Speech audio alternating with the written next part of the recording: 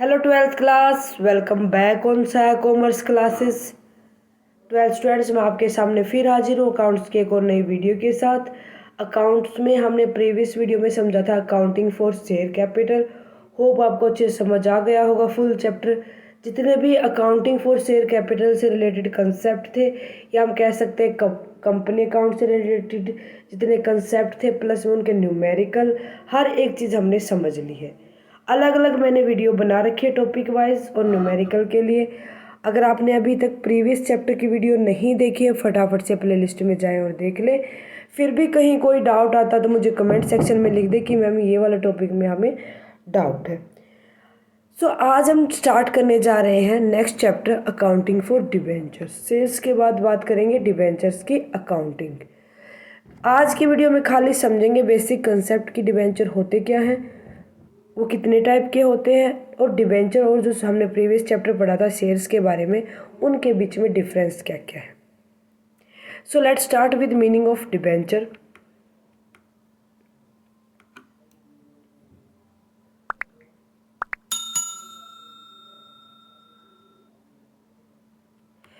बात की जाए डिबेंचर, कुछ नहीं, याद रखना कि एक ऐसा डॉक्यूमेंट होता है जो कंपनी इशू करती है अपनी कॉमन सील के साथ कि उसे इतने डेब्ट की रिपेमेंट करनी है, या उसे इतना भी, अगर पेमेंट नहीं करनी इतने टाइम तक, उसे इतना इंटरेस्ट पे करना है। ठीक है, बस उस डॉक्यूमेंट के अंदर ये सब चीज़ें राइट होती है कि इतना लोन ले रखा है, इतने टाइम के बाद पे करना है, और विद इन इंटरेस्ट। सो वो हमारा डिबेंचर होता है। It is an document issue by a company under its common seal acknowledging the debt, and it also contain the term of repayment of डेप्ट। क्या क्या टर्म है, हमें किस कंडीशन में, क्या क्या कंडीशन के साथ हमें उसकी रीपेमेंट करनी है।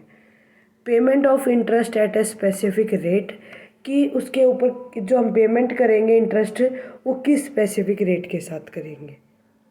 ओके, सो डिबेंचर्स के लिए जो सेक्शन होता है वो सब सेक्शन 30 होता है कंपनी एक्ट 2013 के according. Debenture includes debenture stock. Debenture के अंदर क्या क्या इंक्लूड करते हैं, डिबेंचर स्टॉक, बॉन्ड और any other instrument of a company evidence a डेब्ट। कि जो हमारे पास डिबेंचर, उनके अंदर डिबेंचर स्टॉक होंगे, बॉन्ड्स होंगे, कोई भी इंस्ट्रूमेंट होगा जो उन डेट का जो हमने उधार है हमारे ऊपर, उनका evidence. Whether constituting a charge on the company asset और नोट। जो क्या कंसिस्ट करके चलेगा कि जो कंपनी ने जितना भी डेट लिया है, क्या उसके अगेंस्ट कोई भी असेट रखी है या नहीं रखी है, मतलब सिक्योरिटी एज ए सिक्योरिटी कुछ दिया है या नहीं दिया है। Debenture are generally freely transferable by the debenture holder. Debenture holder have no right to vote in the company general meeting of share holder. कि जो डिबेंचर होल्डर होते हैं ना, उनके पास कोई भी वोट डालने का राइट नहीं होता। The interest paid to them in a charge against profit in the company financial statement. कि जो इंटरेस्ट पेड किया है ना, वो किसके अगेंस्ट चार्ज होगा, जितनी भी फाइनेंशियल स्टेटमेंट है उस बिजनेस की, कि वो कितने तक का लोन ले सकते हैं, कितना पेमेंट कर सकते हैं, कितनी एज ए सिक्योरिटी उनके पास असेट्स। ठीक है, उसके बाद है टाइप ऑफ डिबेंचर। कि जो डिबेंचर होते हैं कितने टाइप के होते हैं। अगर कन्वर्टिबिलिटी के बारे में बात करें तो कुछ डिबेंचर ऐसे होते हैं जो कन्वर्टेबल होते हैं इक्विटी शेयर्स में, जिनको हम इक्विटी शेयर में कन्वर्ट कर सकते हैं। जो कब होंगे, ये नहीं कि हमने डिबेंचर बने, हमारे पास लोन लिया और उनको कन्वर्ट करवा दिया, बट वो जब इशू किए गए थे उसके कुछ प्री डिटरमाइंड पीरियड के बाद। कुछ ऐसे होते हैं कन्वर्टेबल में पार्टली कन्वर्टेबल होते हैं, और कुछ ऐसे होते हैं जो फुल्ली कन्वर्टेबल होते हैं। पार्टली कन्वर्टेबल कौन से होते हैं, जिनका इंस्ट्रूमेंट का कुछ पार्ट आप इक्विटी शेयर में कन्वर्ट कर सकते हो फ्यूचर में, एक नोटिस के द्वारा, जो इशूअर द्वारा नोटिस दिया जाता है। ठीक है, उसमें डिसाइड किया जाता है कि रेशो डिसाइड की जाती है, जैसे 2:1 कन्वर्टेबल होगा, या हम कह दें कि इक्वली कन्वर्टेबल, पार्टली कन्वर्टेबल होंगे। उसके बाद आता है fully convertible debenture.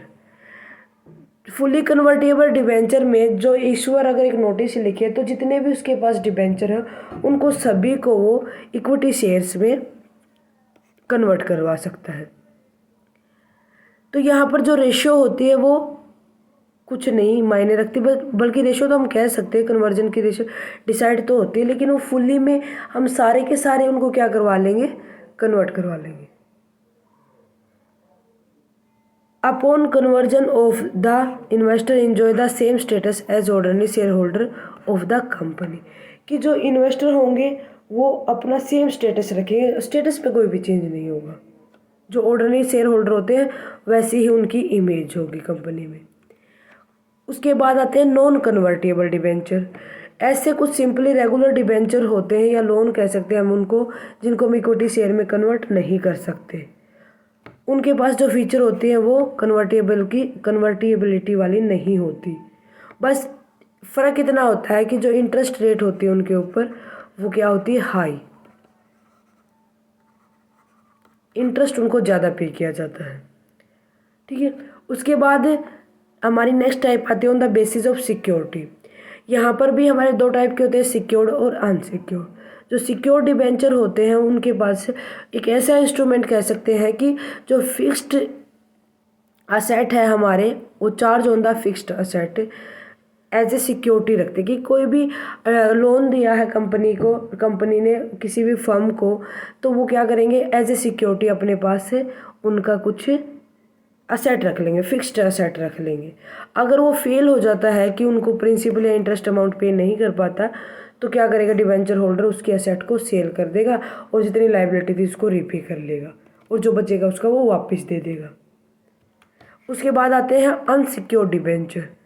Unsecured debenture आपको नाम से ही पता चलता है कि अगर ये कोई भी सिक्योरिटी नहीं रखती, अगर ये पेमेंट करने में डिफ़ॉल्ट हो जाते या कोई भी इंटरेस्ट वगैरह पे नहीं कर पाते, यहाँ पर अनसिक्योर्ड क्रेडिटर माने जाते हैं भाई, बेभरोसे के क्रेडिटर, कि ये किसी भी टाइम पैसा डुबा सकते हैं, क्योंकि उनकी कोई सिक्योरिटी तो उनके पास होती नहीं जहाँ से पैसा रिकवरी हो सके। क्लियर है। उसके बाद आते हैं रिडम्पशन पॉइंट ऑफ व्यू से, रिडीमेबल एंड इरिडीमेबल। रिडीमेबल का मतलब क्या होता है कि कुछ डिबेंचर ऐसे होते हैं अगर वो पेड ऑफ नहीं हो पाते या उनका टाइम पीरियड ख़त्म हो जाता है, फिक्स पीरियड टर्मिनेट हो जाता है, तो उनकी अमाउंट को, जितनी पेड ऑफ अमाउंट थी प्रिंसिपल अमाउंट के साथ ऐड करके और जितना करंट ईयर का उन्होंने इंटरेस्ट पे नहीं किया वो सब ऐड करके उनको रिडीम कर देंगे। ठीक है। क्योंकि कंपनी के पास ना हमेशा ये ऑप्शन होता है, अगर वो कुछ जो टाइम ईच ईयर या हम कह सकते हैं जो स्पेसिफिक टाइम पीरियड है उसमें उनको रिडीम कर सकते हैं अगर पेमेंट नहीं होती तो टाइमली। ठीक है।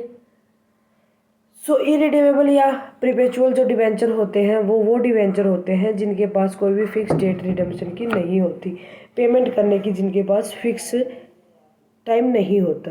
वो रिडीम किए जाते हैं या तो कंपनी को वाइंड अप करेंगे या उनका जो टाइम पीरियड ख़त्म हो जाएगा कंपनी का उस टाइम पे। सो इनके पास वो कभी भी फोर्स नहीं कर सकते कंपनी को कि अपने डिवेंचर्स को रिडीम करें, कभी नहीं ये फोर्स करेंगे। ठीक है। सो ये थे हमारे कुछ टाइप्स से डिवेंचर के, होप आपको समझ आ गया होगा। इसके बाद हम बात करते हैं कि जो शेयर्स है और डिवेंचर इनमें डिफरेंस क्या है भाई। मीनिंग से स्टार्ट करते हैं। Share is a unit of capital और a part of capital. Share क्या होता है, हमारा हिस्सा होता है कैपिटल का। बट डिबेंचर क्या होते हैं, ये हमारे एक डॉक्यूमेंट होता है, एक्नॉलेजमेंट होता है, हमने इतना उधार ले रखा है और इतना इंटरेस्ट हमें होल्डर को देना है, डिबेंचर होल्डर को। ठीक है। रिम्यूनरेशन की बात की जाए तो dividend is given to the holder as a remuneration. Remuneration के लिए उनको डिविडेंड पे किया जाता है, यहाँ पर पे करेंगे इंटरेस्ट, कि interest is given to the holder और शेयर्स में डिविडेंड दिया जाता है। Membership, share holder is a member of company but debenture holder is not a member of company, ये कंपनी के मेंबर नहीं होते। Right, the share holder have a right to carry the affair of the company. Company के जितने भी मामले होते हैं उनमें ये अपना हिस्सा दे सकता है, इनके पास राइट होता है, बट ऐसा कोई भी राइट डिबेंचर होल्डर के पास नहीं होता। टाइप की बात करें तो शेयर्स दो टाइप के होते हैं, equity share and preference share. But जो डिबेंचर्स होते हैं वो बहुत ही ज़्यादा टाइप के होते हैं। अभी मैंने जो आपको टाइप्स पढ़ाए हैं सारे के सारे। Payment is not made during the life time of company. कभी भी पेमेंट करने की जरूरत नहीं होती यहाँ पर कंपनी की लाइफ टाइम में, बट डिबेंचर्स की जो पेमेंट होती है वो एक सर्टेन पीरियड के बाद पे करना होता है।